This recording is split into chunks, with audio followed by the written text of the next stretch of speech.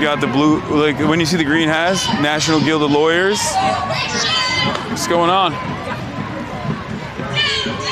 Freaking law nerds, you know? Okay, one thing I've noticed immediately is how old the crowd is. Like, every time you go to these protests, like you'll always see like hella people. Hi. Do you want union swag? Sure. I have an ironworker shirt, an extra large, and a pin. I'm not sure if you want it. Sure, I mean, I don't know where I'll put it, but... Yeah. Oh, this is sick. Okay, no, I will take this. Yeah, this is fire. I'm the researcher for them, so... Oh, that's dope. I got a lot of union swag. Okay. Here you go. Oh, this is a pro... Oh, this is a pro anti-abortion. Yo, that's sick. What's up?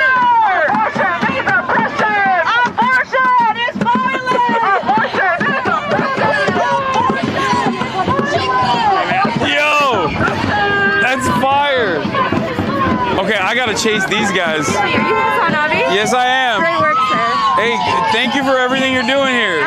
Keeping everybody safe. Hi, Hasan. I made you some buttons. I work at a place that makes buttons. Hell, oh my God. Okay, sure, I'll take them. Thank you. Look at that.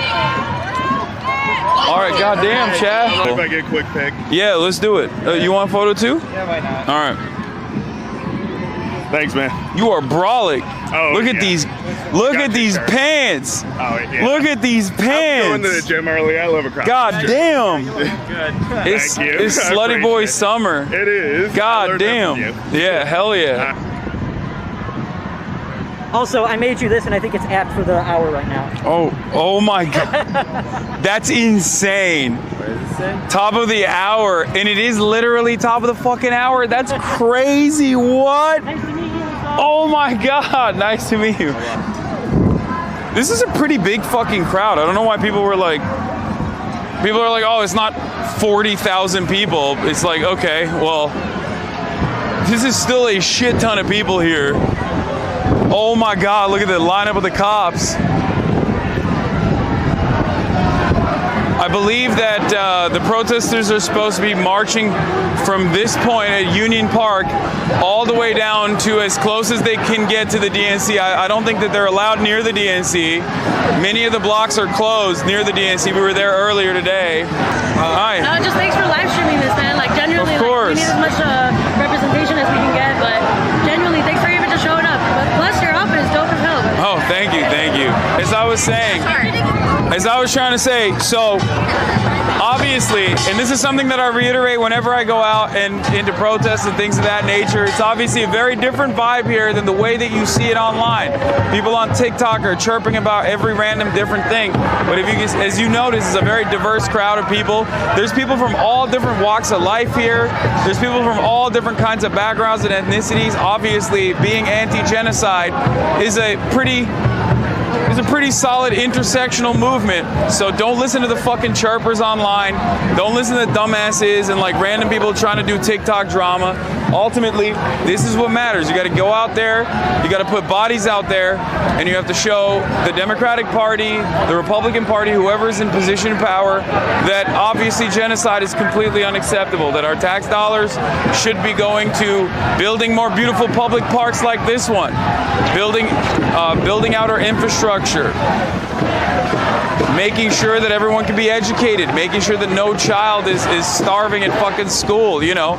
It's not exactly a controversial assessment. Oh God, okay. I feel like we're in front of the, we're in, man. I'm Eris. Eris, yeah. Touchdown. You want a photo? If that's possible. Yeah, that's fine. Let's do it. Oh, watch out. Are you staying in Chicago for a couple of days? Yeah. I'm here. I'm here for the duration. Israeli consulate tomorrow. Oh, okay. Thank you, everybody. International terror. I love it. It's true. Oh, hey. Alaikum salam. I am very proud of you and very happy. I follow you when I'm clocked in, and I'm so blessed to have you here, brother. Thank you. Hey, thank you for being here. I'm an undocumented Muslim. I'm actually Mexican, and I took my shahada last year and a half. Oh, wow, okay. So, I mean, mashallah. Undocumented, Mexican, Muslim. They're coming for me, baby. Yeah, from every angle. Man, I gotta fuck them up. All right. But hey, I appreciate you. I'm gonna leave you alone. Nice to meet you, brother. But hey, I appreciate you for real. All right, have a good one. What's up? So we're Students for Democratic Society, the national one, right? And right now we're trying to do quick fundraisers for a convention. I was wondering if you could give us a shout out or join our stream sometime, or Sure. What are you giving a shout out right now? Students for Democratic Society. It's live. It's live. Oh, this is live. There's like 50,000 people watching. What's up? So we're Students for Democratic Society. We organize for Palestine and for a lot of other issues on campuses. And we're fundraising to help students across the country organize for Palestine and for divestment from the universities this coming fall semester. We're also organizing our national convention that we're looking for donations for if people want to donate. Cash App is the hashtag National SDS 2024. Any amount, even $1, is very much appreciated, and it'll help the student intifada continue this fall semester. Hell yeah. Yeah. Cool. Awesome. Perfect. Nice to meet you guys. Yeah. Can I say hi to you? What's going on? How you doing? First of all, I'm a big fan, but also more importantly, my son Joe is the biggest fan of you in the world. He's got all your merch, been watching you Hell for yeah. years. And I have a book that I just wrote on Palestine. Can I give it to you? Sure. I don't know where I'm gonna put it, but And maybe, if you like it, you can have me on your show sometime again. My son would be so proud of me if I was on your show. He's been watching you for years. And it's signed, and I think you'd like it. And anyway, I love your stuff, and like I said, it means a lot to my son Joe. All right. Joe Kabalikas, if he's watching. All right, nice to meet you, my man. Okay, Thank thanks, you. Hassan. Have a good one. Be well, man. I'm gonna put this in the backpack. Yeah. Case for Palestine: Why It Matters and Why You Should Care by Dan Kovalik.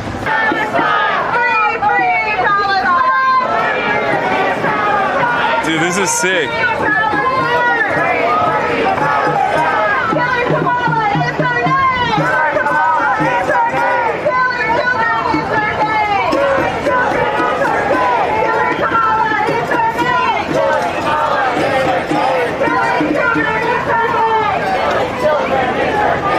So there's always people, at these protests, there's always people that are like 800 years old. And you can tell, like, Code Pink activists, like people that have just been literally in the trenches fighting against American imperialism, marginally just trying to improve people's lives in the global south for like a century, pretty much. And I have so much respect for them. Long time sub. I can tell, bro. Look at that. He got the OG merch, bro. By the way, Kamala Harris's fucking team literally is jacking my swag. I swear to God, they have a Kamala Harris VP shirt that is identical to that. No chicken tendies on that one though. Can we interview you for something? What are you guys interviewing for? I'm making a documentary for Sublation Media. For what? Sublation Media. What's that? It's like a magazine online. Oh, okay. Potentially. I mean, sure. Why not? Why are you here at the DNC? I am here in Chicago for the first time for the Democratic National Convention and also to see the pro-Palestinian protests. And how do you think the protest is going? So far, so good. I've been to a bunch of these all around the world, in Melbourne, all around America, and this is pretty active. It's pretty great. It's always great. I love these sorts of protests because, you know, they're very diverse. There's people from all different kinds of backgrounds, all different ages, and I think it's great to see solidarity expressed possible. Do you think that the DNC is going to be receptive to this pressure, these protests around it? Probably not, but that shouldn't stop people from still applying as much pressure as possible. I've been an advocate for Palestinian emancipation for the past 10 years of my professional career, and I'll tell you this much, I've never seen this much robust support, real support on the ground, and this much awareness for the Palestinian plight that has been ongoing for 76 years. And I think it's you know, it's beautiful to see it unfold. It's unfortunately happening under such traumatic circumstances. But I never in my life would have ever imagined this level of support from this many different people. And, you know, it's an issue that America can't ignore any longer. So, do you think that the Harris candidacy marks some kind of change in the prospects for politics around Palestine, or just the left in general? I don't know. I don't know. That remains to be seen. I think that Kamala Harris, like even the swap from Biden to Kamala Harris was perhaps a very unique moment in the Democratic Party's history where they were responsive to public pressure.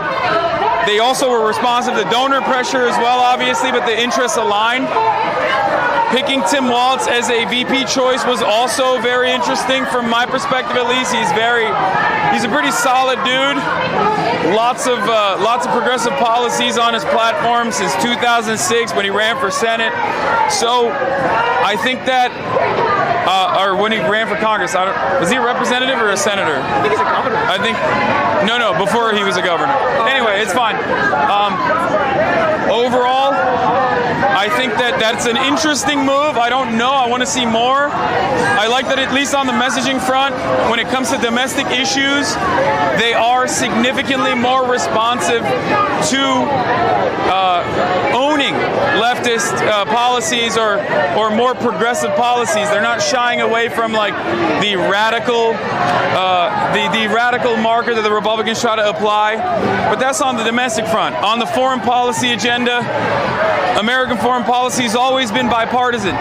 So I don't know if the Democratic Party, barring some kind of like ideological commitment to engaging in less bloodshed, is ever going to have one singular figure that moved the needle in this dramatic way. So these protests are making demands on the DNC. They're trying to get a policy change on the ongoing conflict in Palestine. Say that they're unreceptive. What should this movement pursue with respect to the election, the campaign of Harris? Would it amount to something like opposing the Democratic candidate, or what would that be? Would that amount to what? Like opposing the Democratic candidate in 2020? It could. I will never fall for earnestly protesting against genocide. It is every American's right to do so, and if they want to withhold their vote for that reason, pretty reason to do so. I'm not going to vote shame. I always urge people to go out and, you know, advocate for the right causes to ensure that these people come to your side. And just to get a sense of the political landscape, what do you think the prospects would be for this conflict in Palestine under a Trump presidency? I think that under the Trump presidency, a lot of the actions were set in motion that caused October 7 to happen. Trump basically threw accelerant on this fire, and he permanently recognized the annexation of the Golan Heights as Syrian territory that's against international rights, international law. He moved the embassy to Jerusalem. He really advanced the ultra-Zionist project in a super meaningful way, which gave a lot of credence and a lot of leeway for a lot of these more far-right figures like Itamar Ben-Gvir and Bezalel Smotrich in the Netanyahu coalition to openly advocate for more and more oppression on the West Bank in terms of like pogroms happening to the Palestinians there. He really moved this project along dramatically. I don't know what it would look like under the Trump administration, because right now it's a Democratic administration, and I don't like what I see from the Democrats in this regard. How would you characterize the stakes of this election then? The stakes of every election are going to be high. I think that this is no different in that regard. I mean, 2016 was important. 2020 was important. 2024 will be important. I think before the Biden swap out, I would have said that it's probably going to be a rerun and less significant. But who knows what happens? Who knows what happens now that Kamala Harris is leading the ticket? Overall, I think the American machine is going to continue churning out the same exact bloody results that it churns out no matter who's in charge. And one other question. There are lots of images of political memory that are being drawn up in protests like this. What sort of lessons do you think could be taken from them? Either in the 60s, the anti-war movement, all of these sorts of things that are sort of being tapped into again. Yeah, I love that because people... Oh, sorry. Okay, we'll move over here. Sorry. tell you what, I think it's pretty funny that people always talk about 68 or people always talk about like anti-Vietnam War protests, and then they immediately repeat the mistakes. They love acting like they would be on the right side of history, but as history is unfolding, they're objectively on the wrong side. So I hope they understand the most significant lesson is that those protesters were right, and these protesters are right as well. They're on the right side of history. Would you say those protests succeeded? I mean, it ended the American occupation of Vietnam inevitably. I think that it's always good to apply pressure, even if it's not going to happen overnight. Change will never happen overnight. You just got to keep putting your best foot forward regardless. Keep trucking. Got it. All right. I thank you for your time. I know that this went a little longer than we wanted. No, it's all good. We were walking anyway. Got it. All right. All right. Nice to meet you guys. For 2 minutes. It's going to be very good to watch. 2 minutes? Yeah. We got to keep walking. Okay, sure. Yeah. Okay. How can I get in touch with you about this? There's also Through my stream is the best possible. Oh, you're giving me a mic. Okay. Oh, Jesus. Okay. Love it. through your stream. Yeah. I can just DM you on. Okay. So you're not looking into me, but you're looking into the camera, and they're not gonna hear my question. If you can just rephrase the question, that would be great. Okay. Yeah, great. Let's go. Let's go. Okay, so you're here at the protest in Chicago. What's your message to the world? I hope that the rest of the world sees that not all Americans are awful and bloodthirsty. There's plenty of people who recognize the violence that America is dealing, especially in the global South, and that we're doing our part here, doing our very best to try and stop it. So, how did you feel when you see American politicians not calling for a ceasefire? How do I feel when I see American politicians not call for a ceasefire?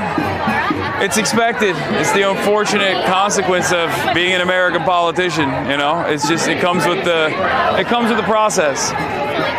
Did you expect that much of turnout today? Did I expect this much turnout today? I guess, yeah. I mean, I did. I've seen a lot of these protests happen all around the world now, so it's expected for sure. How important this election will be?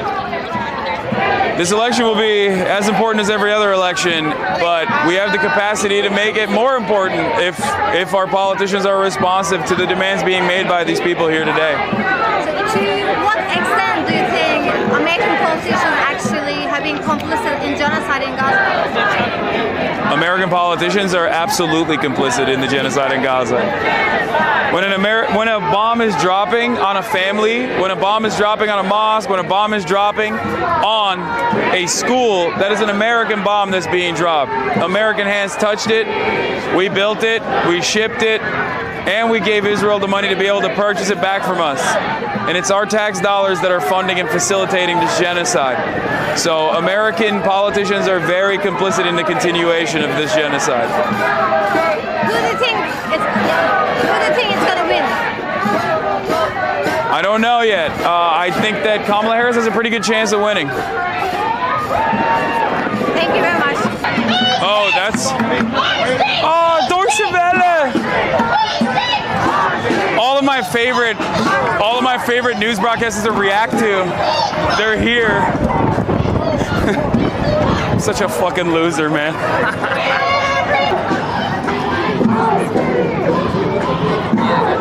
Here you go. I also have this to give you. What do you got? Okay. What do you got for me? So there's this girl who is drawing caricatures, and I asked her to draw you from like... No! No way. No! Look at that. Look, show the chat. Damn, that's fire. So here you go. Oh my God, thank you so much. That's why these people are protesting. They want to vote for the Democratic Party, but they find it to be unconscionable to vote for the Democratic Party if the Democratic Party keeps sending bombs to Israel. And why do you think Americans are so invested in the Israel-Palestinian conflict? I think Americans are invested in this conflict because the reality is, I mean, we're funding it. Our tax dollars are funding it. American hands are building the bombs. American tax dollars are funding the research and development. And then American subsidies, American tax dollars are going to Israel to go purchase those weapons. And why does the American government want to do that? Why do both sides of the American government fund the kind of war like this? It's American foreign policy. It's bipartisan. American foreign policy is always going to be serving the interests of capital, and Israel is a very valuable ally to the State Department. It is an unsinkable aircraft carrier in the middle of a resource-rich region, and of course, these are the reasons as to why both parties are always going to be. These are the reasons why both parties are going to be in support of Israel. And I've seen the thing here, the gays for Gaza, and it feels, as a French person, it feels a little bit hypocritical maybe to be super pro-Palestine and pro-pride because of, you know, do you think that, why is that juxtaposition happening in the US, whereas maybe not in the Middle East or other countries like France? We don't have gays for Gaza. It's interesting that here we have that. I think that genocide is still genocide. Israeli bombs do not discriminate against gay Palestinians versus straight Palestinians. And I think gay people, straight people, trans people, feminists all recognize the wrong that is being committed in Israel, being committed against the Palestinian population, and they're offering solidarity.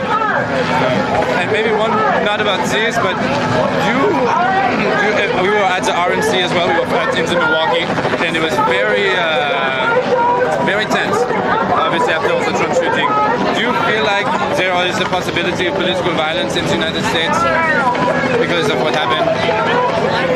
I think violence is a constant in the United States of America. I came up to you earlier, and I'm about to meet up with a friend, but I thought it would be a fool to miss an opportunity like this. If you're ever in Chicago, that's my number. Okay. If you want someone to show you around, sorry, I know it's really overwhelming. You just said you had to pee. You're on camera, by the way. I know, I just shot my shot. God damn, that's bold. But I just thought, I don't know.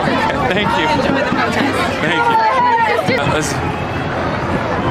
You're awesome, dude. Oh, thank you. Awesome, like seriously. Hey, I got my dad into you recently, actually. Hell yeah. You're helping push him left. Nice to meet you guys. Thank you for Hard being to keep up with you. Are we on the stream? Yeah, you're on the stream now, yeah. Chat and everything. Yeah. Have a good one, guys. Free Palestine.